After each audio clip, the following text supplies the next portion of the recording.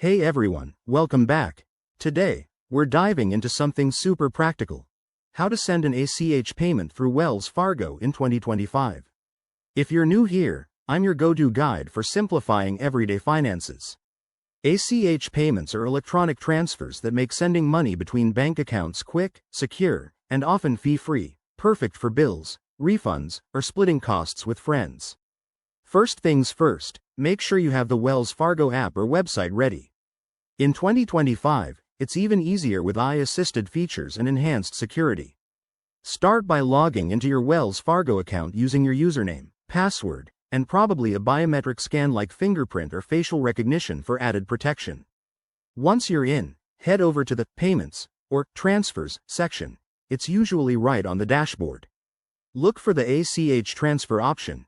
It might be labeled as ACH payment or bank transfer.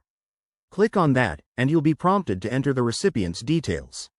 This includes their bank's routing number, account number, and the amount you want to send.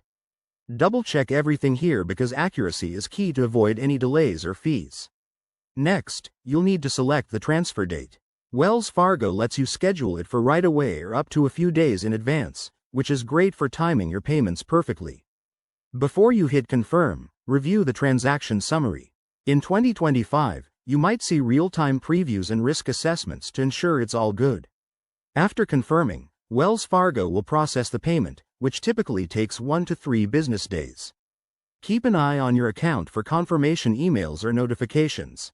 Remember, while ACH is secure, always use strong passwords and enable two-factor authentication to protect your info. That's it. You've just sent an ACH payment like a pro. If you run into any issues, Wells Fargo's 24/7 chat support is top-notch. Give this a try and let me know in the comments how it goes. Don't forget to like, subscribe, and hit that bell for more finance tips. Thanks for watching, and see you next time.